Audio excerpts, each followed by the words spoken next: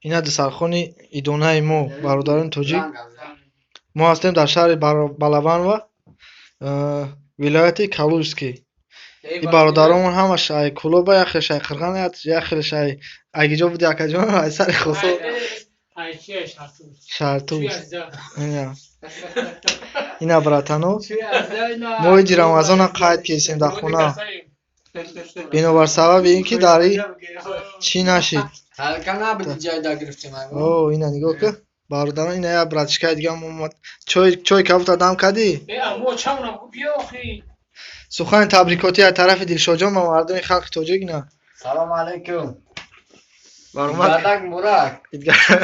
عید رمضان مبارک.